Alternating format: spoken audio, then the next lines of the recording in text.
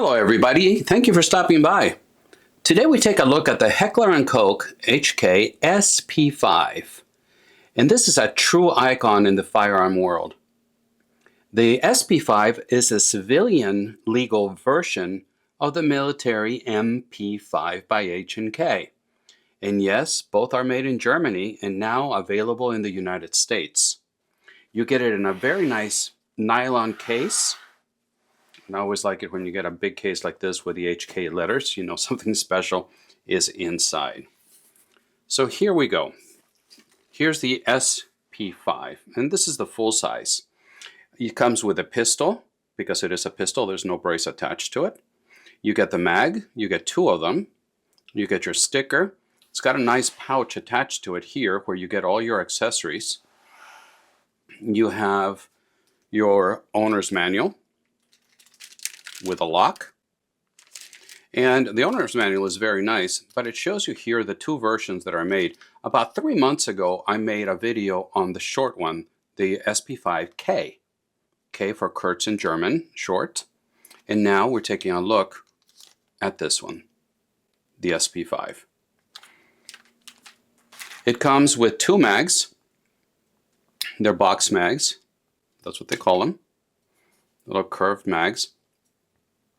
And there are 30 rounds, but you can also get them in 15 rounds. You can get them in 10 rounds if you wish, for some reason, or if you live behind communist lines.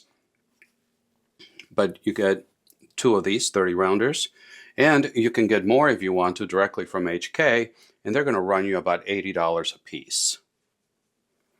Now, the nice thing about this is that not only this is arguably one of the most recognizable, reliable, and trusted submachine guns ever made, but it's nice that the SP5, the one coming into the United States, it's also not only made at the factory in Germany. I think it's located in Oberndorf, Germany, which is southwest Germany, but it's made in the same factory by the same workers on the same machines that the military MP5 is made.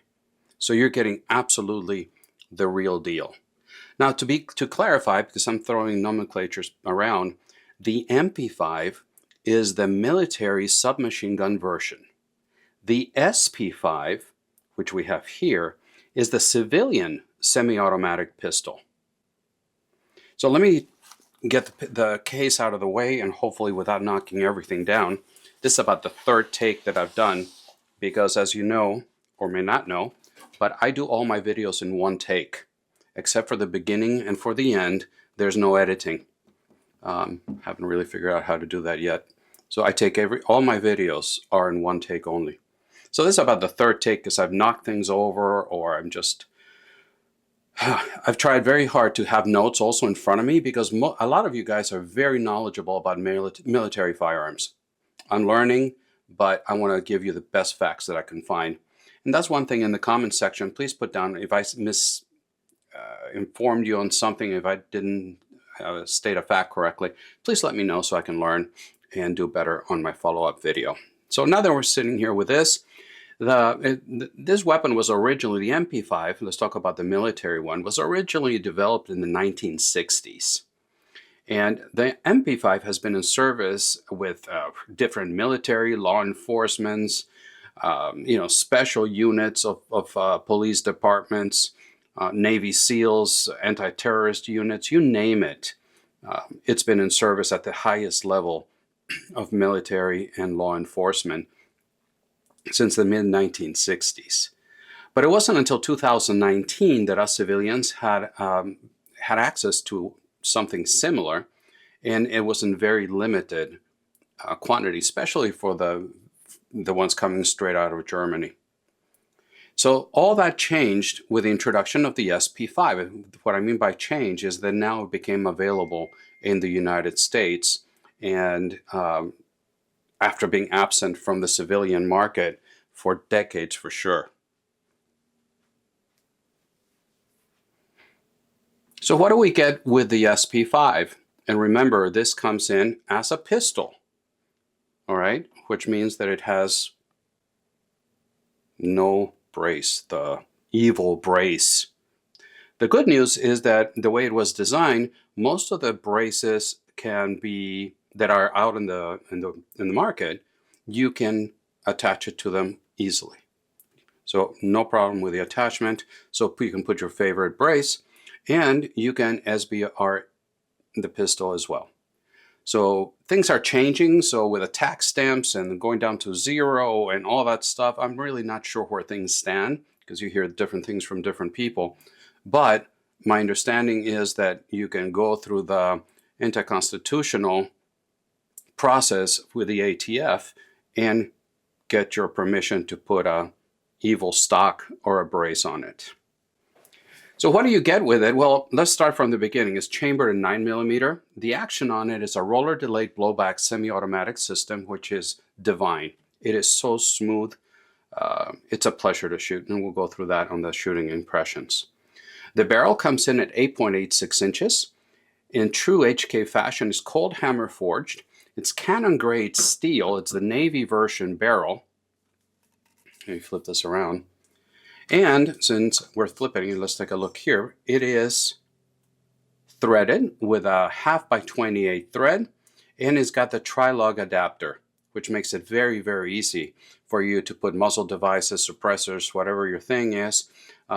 This tri-lug here and the thread make it very, very easy. It's also a free-floating barrel, and it's supposed to help with accuracy, which means it's mostly attached only to the receiver. Also, all very, very nice thing. So the barrel also has a fluted chamber, which is chrome lined. Let me make sure I got that one right. Yep, fluted chamber, chrome lined bore and chamber. Overall length comes in at 17.8 inches. It weighs 5.1 pounds unloaded. Now the sights, they're of course metal sights. The rear is not the sight that is originally on the MP5. And this is what they call the classic HK diopter sight. And you can see here, it's got different size holes around, and you can just rotate it to whatever you need, the size of the sight that you need. The front is just a metal fixed round sight with a post. Now the nice thing about it is that, well, nice in a way, it's got you don't have any Picatinny rail up front on top, so if you want to install an optic up here, you have to use an adapter. Now they do give you what they call the HK claw. You can see right there and right there, and it's of course on both sides. So they sell adapters that hook up to the claws and gives you the pick rail on top, and now you can put either a red dot or a scope, whatever you want to, on top of your pistol. The trigger comes in, according to HK, around 6.5 to 7.5 pounds. Now I checked this one with my trigger gauge, and this one's coming in at 5 3/4 pounds. It's nice. You start to feel, it's very smooth. You start to feel resistance there. A little more travel and it breaks right there. And now you let go. There's your reset, and then off you go again. So it's a very nice trigger. I enjoyed using it. There you go. And that's the way it looks. Now the finish is a Cerakote finish in FDE, both the upper and the lower, and it's done at the HK factory. They're not sent anywhere for the application of the finish. Now it is, they still call it flat dark earth, the FDE. I can get it a little closer to you here. But HK officially calls it the RAL 8000 finish. And it is their version of FDE, but it's got an injection of olive color in it. And like I said earlier, some people like it, some people hate it. So let me know which part of the argument you fall on that. The controls are ambi, and they got the pictogram, their as you see right here, this is your fire, this is your safe, and it is ambi. And they're wide controls that are textured on top. So they're very easy to actuate. No, there's no way you're going to miss them.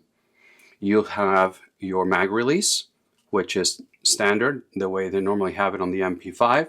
You got the button that probably nobody likes.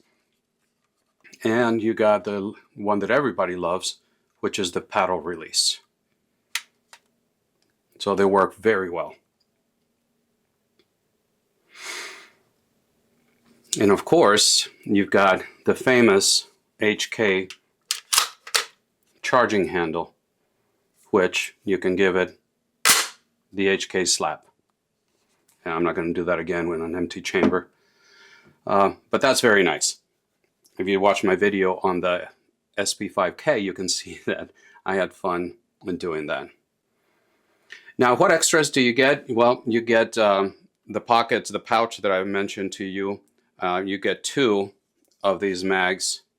You also have your tool. And you have a sling. And this is to make it kind of what they include with the MP5. It's kind of like a bungee cord. But at least they give you something with the purchase of your gun. Now let's talk a little bit about price and availability. This is the FDE color is not something they produce in quantities like they produce the black color. It's not a limited edition because they didn't stop making it. They just simply make it in much smaller batches. And so you're going to see them around, but you're not going to see them around as much as you see the black color. As far as price, the MSRP on this, on the SP5 in FDE, it's coming in at $31.99. And that's jelly beans, of course. But street prices, you're often going to find them between $2,900 and $3,200, depending on where you go. Demand is very high. There's places where they've received 20 of them, and within a couple hours, 15 of them were gone. If this is something you like, if this is something you want, especially in this color, then I suggest that you grab it right away. And yes, I like it that much. Now let's talk about reliability. Well, it's legendary. The SP5 includes the F-Bolt carrier group, which was developed to win a bid from a European law enforcement contract. And HK, for that submission, they sent in 10 of the MP5s for the test. Now, one of the hurdles that HK had to jump over is that the combined 10 firearms had to fire 400,000 rounds with 0 stoppages. The test did allow for some minimal malfunctions allowed. I couldn't find out what those malfunctions that were allowed were, but they passed the test. They got the contract, which means that this 10 of these guys fired 400,000 rounds without a stoppage, which is absolutely amazing. So over the last 2 decades, many copies of the MP5 have been made, and now we have the SP5, the real copy made by the factory of the legendary MP5.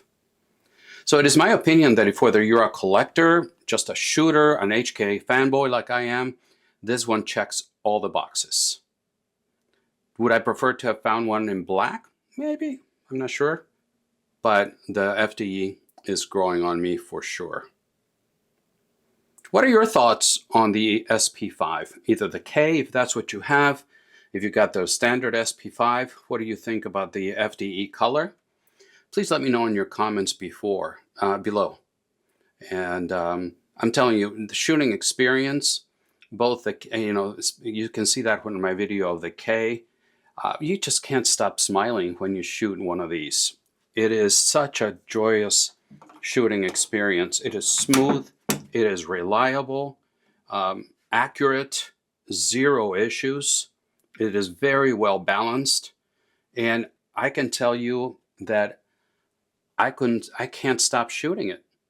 When I made my video on the K, our range officer, Jeff, over at Range USA in Carmel, Indiana, He said that I was just smiling from ear to ear the whole time I was shooting the SP5. That's how much I like it. So if you have a chance to buy one, please do. So that's it for today. Please let me know what your thoughts are on the H&K SP5. And remember that I upload videos every Friday morning and when I can on Wednesday mornings as well.